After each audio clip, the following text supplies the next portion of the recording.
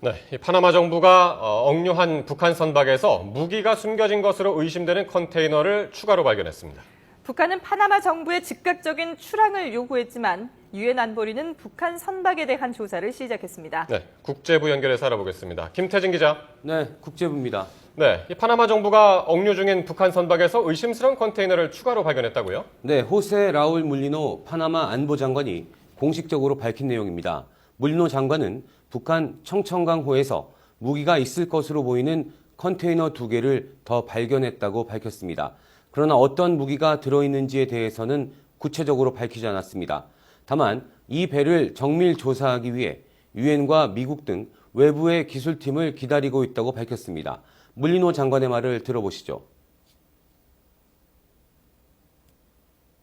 Also, from the US and UK, we have requested assistance for technical personnel and equipment to make a thorough review of all the equipment plus the ship. 이에 대해 북한은 파나마 정부에 억류된 북한 선원과 배를 지체 없이 출항시켜야 할 것이라고 요구했습니다.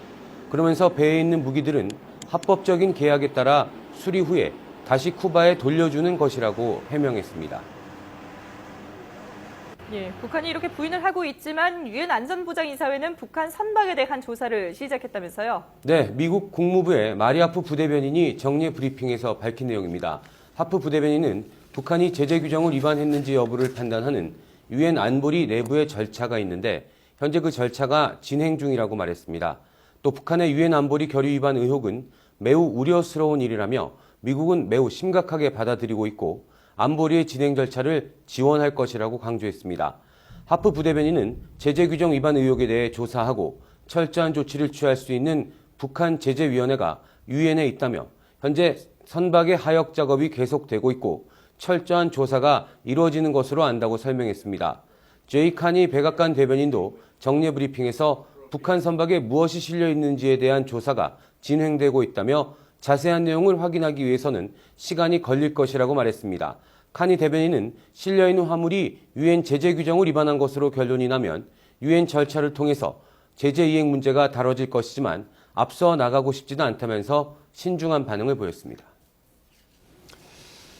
그런데 이런 무기 수출도 그렇지만은 북한의 도발에 대비해서 미국이 요격 미사일을 추가로 증강하는 방안을 검토하고 있다고요? 네, 제임스 밀러 미 국방부 정책차관이 미국 방산협회가 개최한 세미나에서 밝힌 내용입니다. 밀러 차관은 북한의 대륙간 탄도미사일 능력보다 우월한 방어 태세를 유지하기 위해 최근 미사일 방어, 즉 MD 정책을 변경했다며 지상 발사 요격 미사일을 현재 30기에서 44기로 늘리고 있다고 말했습니다. 밀러 차관의 언급은 지난 3월 척 헤이글 국방장관이 오는 2017년까지 알래스카 포트 그릴리 기지 등에 요격 미사일 14기를 추가 배치하겠다고 밝힌 것을 확인한 것입니다. 밀러 차관은 특히 의회의 지시에 따라 북한의 위협이 더 커질 것에 대비해 44기 이상으로도 요격 미사일을 추가 증강하는 방안을 검토하고 있다고도 말했습니다.